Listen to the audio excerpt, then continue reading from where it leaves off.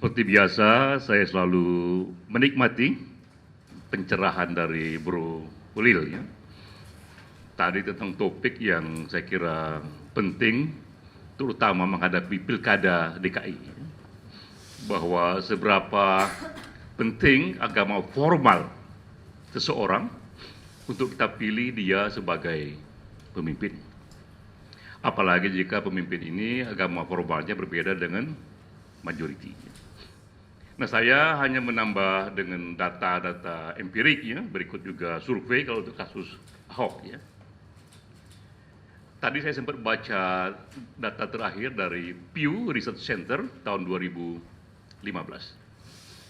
Bagaimana ternyata per hari ini itu masih ada 30 negara yang menjadikan agama formal seorang pemimpin sebagai syarat agar dia bisa menjadi pimpinan di negara itu. Mungkin ini yang tadi Ulil bilang, the highest authority dari political power di daerah itu. Ya. Kalau dia agama formal tidak demikian, dia secara konstitusional dilarang. Ya.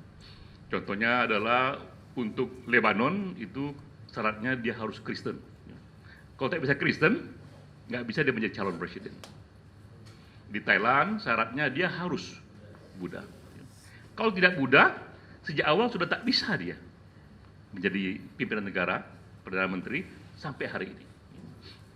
Kalau di negara-negara Islam, Afghanistan, Iran, ya per hari ini clear ya, bahwa memang itu pun juga menjadi syaratnya, dia harus secara formal beragama Islam.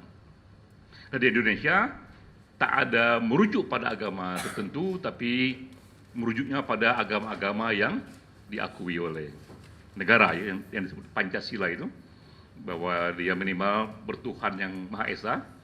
Bahkan ada juga negara-negara yang secara khusus malah melarang kepala negaranya itu jika dia pemuka agama. Tidak ada negara yang mensyaratkan dia harus secara formal beragama demikian. Ada negara yang justru melarang jika dia pemuka agama. Ya. Itu di negara Amerika Latin seperti Honduras. Ya. Jadi per hari ini ada 30 negara, per total seluruh jumlah negara berarti 30% kira-kira, 15%. Sekarang jumlah negara kita 200 negara, masih ada 15 negara per hari ini yang menjadikan agama formal seseorang sebagai syarat konstitusi untuk dipilih sebagai pemimpin. Jika itu nggak lewat ya sebagai pemimpin ya. Tapi yang jauh lebih banyak lagi di negara yang tak ada syarat legal itu, namun secara budaya masih ada pengaruhnya. Bahkan di Amerika Serikat. Ya. Jadi di Amerika sekarang ini kalau kita lihat sudah ada 44 presiden yang terpilih dan tak satu pun di konstitusi menyatakan presiden harus beragama A atau B. Namun dari 44 presiden yang terpilih di Amerika, dalam sejarahnya baru satu presiden yang bukan Protestan. Selebihnya dia Protestan ya. Hanya satu yang bukan, dialah presiden yang memang karismatik, yang pribadinya itu mahri tinggi adalah John F. Kennedy. Ya. Dia Katolik. Ya. Orang bilang kalau dia Katolik dan dia bukan Kennedy, mungkin nggak terpilih dia. Ya. Jadi di Amerika pun ternyata, walaupun kendala konstitusi tidak ada, masih ada kendala budaya yang menyebabkan ada itu satu feeling kolektif tersembunyi ya, yang mewarnai sebagian dari pemilihnya itu. Nah karena itulah ke Jakarta ini Ahok begitu fenomenal. Di data survei terakhir ini Maret 2016, jika pilkada hari ini 2016 Ahok terpilih. Dia sudah dipilih di atas 50%, siapapun lawannya itu. Siapapun lawannya 5 calon, 6 calon, 2 calon, 3 di atas 50%, termasuk Haji Lulung ya. Bahkan jika dilawankan pada Prabowo sekalipun, ya, dia sudah di atas 50%. Nah ini menjadi menarik karena Ahok ini bukan sekedar minoritas, tapi triple minority. Ya. Dia etniknya minoritas, agamanya minoritas, dan juga dia pendatang minoritas juga itu ya. Dia triple minority tapi luar biasa sudah mencapai di atas 50%. Jika pilkada hari ini dia terpilih, tapi pilkada tidak hari ini. masih setahun lagi, karena itu sangat mungkin belum tentu dia terpilih. Bagaimana caranya supaya pilkada hari ini? Karena tingkat popularitas seseorang itu sama dengan saham, ya. Naik turunnya nggak terduga, ya. Hari ini naik, hari ini turun, tahun depan tuh bisa juga balik ya. Bisa kayak Bluebird. Bluebird 5 tahun lalu populer sekali, sekarang menjadi jatuh sekali ya. Jadi begitulah perkembangan popularitas setiap orang itu. Nah, Ahok tahun 2016 jauh lebih kuat ketimbang Fauzi Bowo di tahun 2012. Ya.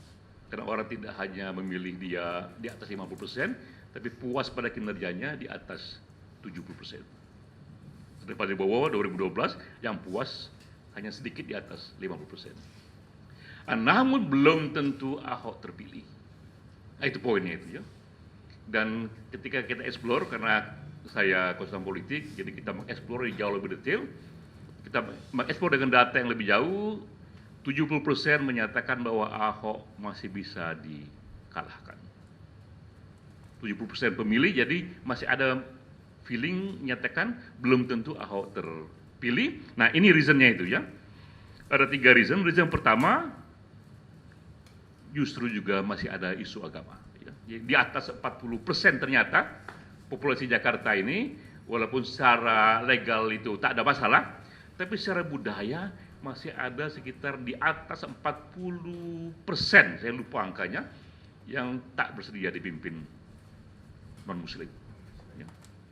Jadi lebih dari 40% muslim Jakarta menyatakan mereka tak bersedia dipimpin oleh non-muslim. Itu data empirik ya, walaupun secara legal formal itu nggak ada masalah ya. Tapi itu baru satu isu. Isu kedua juga lebih dari 40% tidak suka pada personality ya, gaya leadership dia. Dan orang suka ketegasannya, tapi orang kurang suka dengan dia yang memaki-maki orang lain di depan publik itu ya. Dan di atas 40% juga ada juga yang mengkritik tak suka pada kebijakan publiknya ya. Apa yang tidak disukai antara lain misalnya dianggap Ahok begitu tegas dengan orang-orang yang dianggap orang kecil gitu.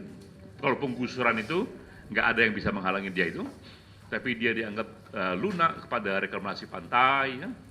Pantai Jakarta ini yang dia terus lakukan, yang sebagian LSM menyatakan akan ada 2-3 pulau tenggelam itu jika reklamasi itu diteruskan, tapi Ahok juga terus saja ya, sehingga akhirnya sebagai LSM juga membawa kasus ini kepada pengadilan. Ya. Jadi ada isu publik juga yang membuat dia lemah, bahwa dia dianggap keras pada kalangan kecil, tapi kepada kalangan Taipan dia agak melemah. Ya.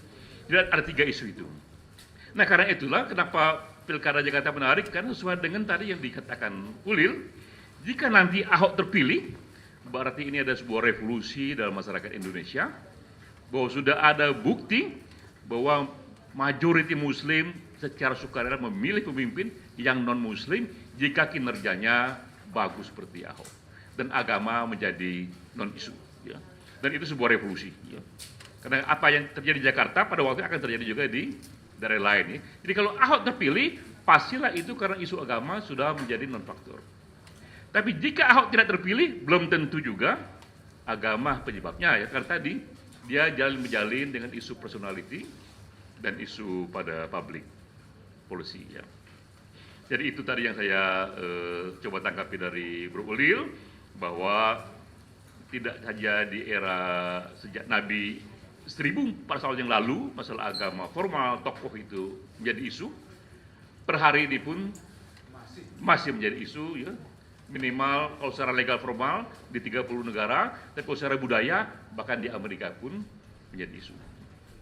Nah kedua, yang tadi Bro Ulil katakan bahwa sebenarnya dalam norma Islam itu kriteria rekod secara moral baik itu harus juga menjadi ukuran, dan dalam sejarah Islam itu tak dipenuhi, apalagi dalam sejarah demokrasi sekarang.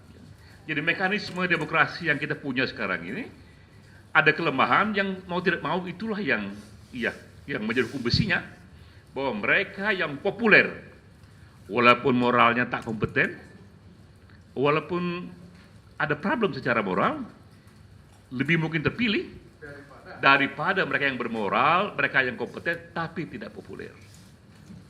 Jadi itu hukum besinya, karena pemilih tidak mungkin memilih orang yang tidak dikenal, ya.